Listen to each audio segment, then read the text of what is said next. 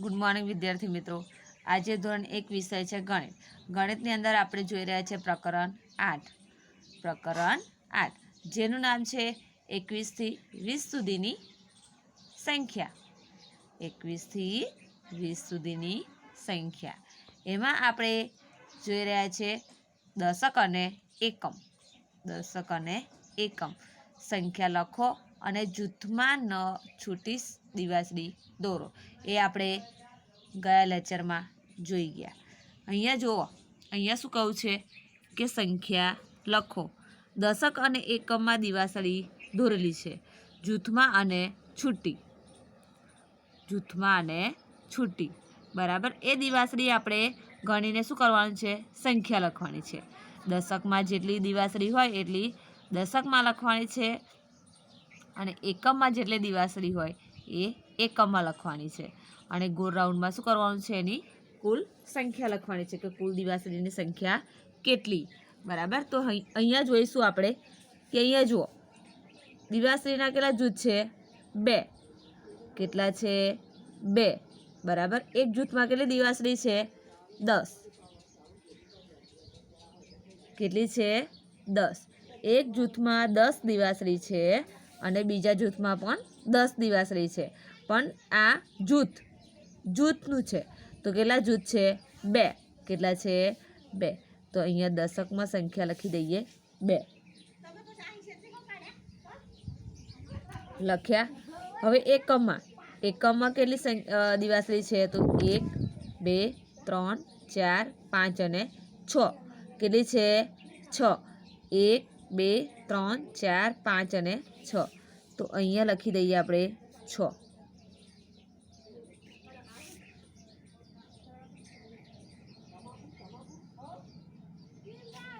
લખ્યું। હવે કુલ કેટલી સંખ્યા થઈ, તો જુઓ અહીંયા એકમના લખીએ 6 અને દશકના લખીએ 2 એટલે કેટલી સંખ્યા થઈ, 26। કેટલી થઈ, 26। એક જૂથમાં 10 સંખ્યા દિવાસળીની અને બીજા જૂથમાં પણ 10 સંખ્યા, 10 ને 10 20 અને છૂટી દિવાસળી કેટલી છે, 20 21 22 23 24 25 ને 26 તો અહીંયા લખ્યા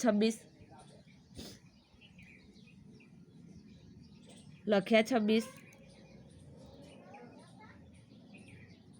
બરાબર। હવે અહીંયા જુઓ, અહીંયા બાજુમાં કેટલી આપેલી છે, તો અહીંયા જુઓ 1 2 3 અને 4 કેટલી દિવાસળીના જૂથ આપેલા છે, 4। 1 2 3 અને 4 તો અહીંયા દશકમાં લખી દઈએ 4। એકમમાં છૂટી દિવાસળી કેટલી આપેલી છે, તો 1 2 3 4 5 અને 6 કેટલી આપેલી છે, 1 2 3 4 5 અને 6 તો અહીંયા લખી દઈએ 6। એકમના લખીએ 6 અને દશકની સંખ્યા લખીએ 4। કઈ સંખ્યા થઈ, 46। કઈ સંખ્યા થઈ, 46ની સંખ્યા થઈ। કેવી રીતે થઈ, તો 10ની અંદર 10 ઉમેરે એટલે 20, 20ની અંદર 10 ઉમેરતા 30, 30ની અંદર 10 ઉમેરે એટલે 40, 40 થયા।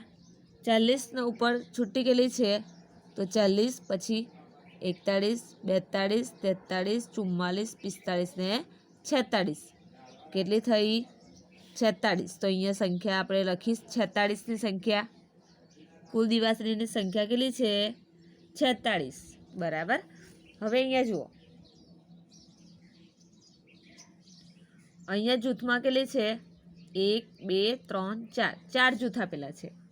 કેટલા આપેલા છે, 4 જૂથ કેટલા આપેલા છે, 4 તો અહીંયા આપણે લખી દઈએ 4 લખ્યા 4।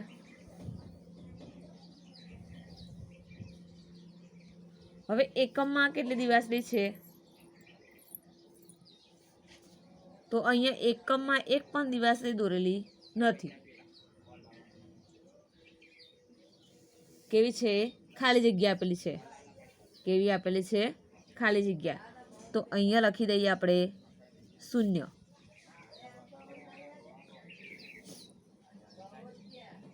શૂન્ય લખ્યું બરાબર।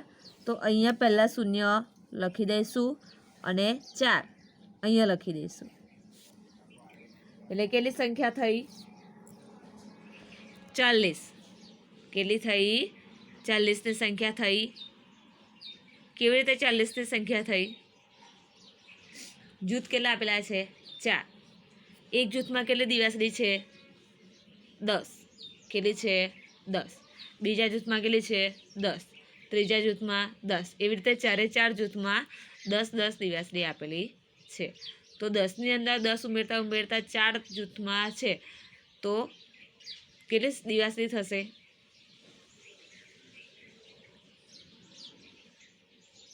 ગણો. 10 10ની અંદર ઉમેરે એટલે 20.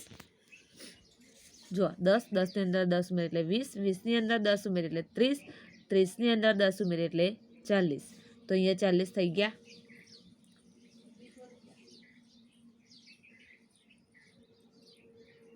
થયા કે નહીં? બરાબર.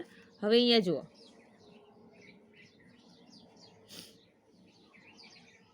1 2 અને 3 દશકમાં કેટલા જૂથ આપેલા છે?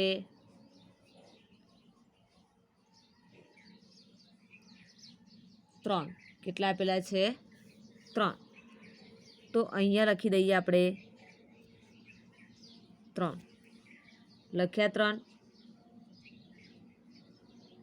હવે એકમ. એકમમાં કેટલી દિવાસળી આપેલી છે?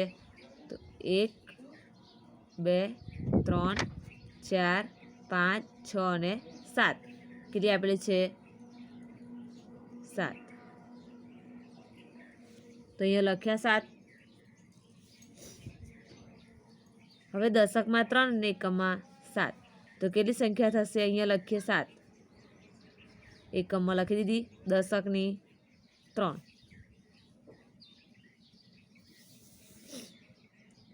તો જુઓ કેવી રીતે આ સંખ્યા એ 3 અને 7. તો અહીંયા જુઓ દિવાસળી કેટલી છે? 3 જૂથ. 10 20 30.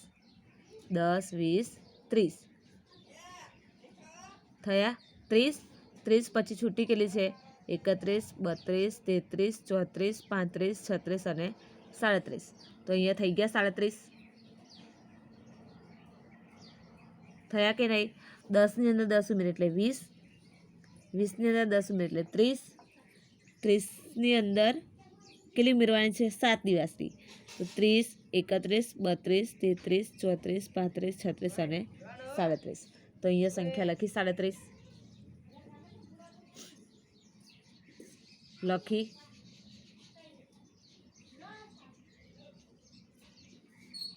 હવે અહીંયા જુઓ,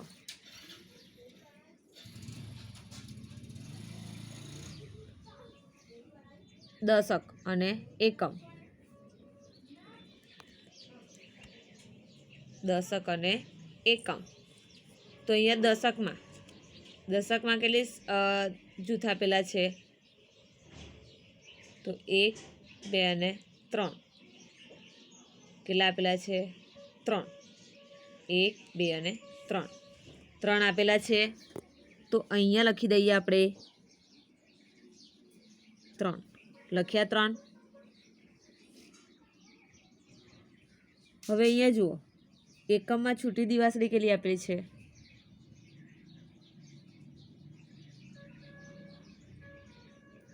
કેટલી આપેલી છે? તો ગણીએ આપણે કે 1 2 3 4 5 6 7 8 9. કેટલી આપેલી છે? 9. ફરી એકવાર ગણીએ કે 1 2 3 4 5 6 7 8 9. તો અહીંયા એકમની જગ્યામાં લખી દઈએ 9. લખ્યા 9. દશકની સંખ્યામાં 3 જૂથ આપેલા છે અને એકમની સંખ્યામાં કેટલી દિવાસળી છૂટી આપેલી છે? 9. તો અહીંયા એકમની સંખ્યામાં લખી દઈએ 9. લખ્યા. અને દશકની સંખ્યામાં લખી દઈએ 3. તો કઈ સંખ્યા થઈ? કઈ સંખ્યા થઈ? 39ની સંખ્યા થઈ કે નહીં? કેવી રીતે 39ની સંખ્યા થઈ? તો 10ની અંદર 10 ઉમેર એટલે 20, 20ની અંદર 10 ઉમેર એટલે 30, 30 પછી 31, 32, 33, 34, 35, 36, 37, 38, 39. તો અહીંયા 39 થયા.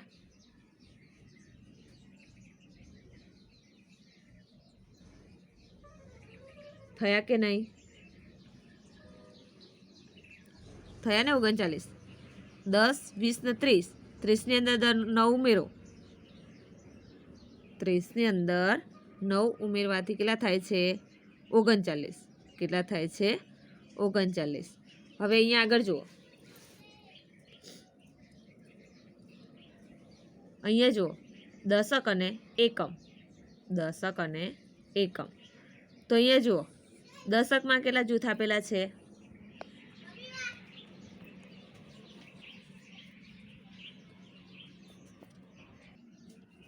તો અહીંયા જુઓ દશક અને એકમ. અહીંયા દશકમાં કેટલા જૂથ છે? 1, 2, 3, 4. કેટલા? 4. 1, 2, 3 અને 4. તો અહીંયા લખી દેવાના 4. દશકમાં લખ્યા. હવે એકમમાં કેટલી દિવાસળી છૂટી? તો 1, 2, 3, 4, 5 અને 6.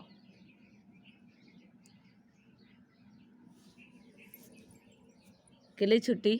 6. તો અહીંયા એકમની સંખ્યામાં લખ્યા. અહીંયા શું લખવાનું હતું? સંખ્યા. સંખ્યા લખો. તો એકમ અને દશકની સંખ્યા લખી અને કુલ કેટલી સંખ્યા થઈ એ પણ આપણે લખી. હવે અહીંયા જુઓ 4 અને 6. તો એકમમાં લખી દઈએ આપણે 6 અને દશકની 4. કુલ કેટલી સંખ્યા થઈ? 46. કેટલી? 46. 46 કેવી રીતે આવી? તો અહીંયા 4 જૂથ બરાબર. દશકમાં કેટલા જૂથ? 4. 1, 2, 3 અને 4. દશક અને એકમ. દશકની સંખ્યામાં 4 જૂથ છે. 4 જૂથમાં કુલ કેટલી દિવાસળી? એક જૂથમાં 10. કેટલી? 10. એક જૂથમાં 10 દિવાસળી. તો અહીંયા ગણીએ 10. 10ની અંદર 10 ઉમેર એટલે 20. 20ની અંદર 10 ઉમેર એટલે 30. 30ની અંદર 10 ઉમેર એટલે 40. બરાબર 40 થઈ. 40ની અંદર આ છૂટી દિવાસળી. તો 40, 41, 42, 43, 44, 45 અને 46. કેટલી થઈ? 46. તો અહીંયા સંખ્યા લખી 46. ફરી એકવાર દશકમાં જુઓ 4 જૂથ કેટલા? 1, 2, 3 અને 4. તો અહીંયા લખ્યા 4. છૂટી દિવાસળી કેટલી? 1, 2, 3, 4, 5 અને 6. એકમની સંખ્યા 6, દશકની 4. કુલ કેટલી સંખ્યા થઈ? 46. 10, 10ના 4 જૂથ 40 થયા. 40ની અંદર 6 ઉમેરો. ઉમેર્યા કેટલા થયા? 46. કેટલા થયા? 46. બરાબર. તમારે પણ તમારી બુકની અંદર પેજ નંબર 105 પેજ નંબર 105 પર આપેલું છે. એમાં કેટલા આપણે જોયા કે 1, 2, 3, 4, 5 અને 6. 6 જોયા. એમાંથી તમારે દશક અને એકમ. દશક અને એકમની સંખ્યામાં શું લખવાનું છે? સંખ્યાઓ. શું લખવાનું? સંખ્યાઓ. કેટલી દિવાસળી છૂટી અને કેટલી દિવાસળીના જૂથ. બરાબર. કયા પેજ નંબર આપેલું છે? Page number 105. 105 પેજ નંબર પર આપેલું છે. એ તમારે શું કરવાનું છે? લખી દેવાનું. જૂથના પણ ગણવાના અને છૂટી દિવાસળી પણ ગણવાની. એટલે કુલ સંખ્યા કેટલી થઈ એ શું થશે? આવી જશે. બરાબર. હવે આગળ છે આપણે આગળના લેક્ચરમાં જોઈશું. Thank you.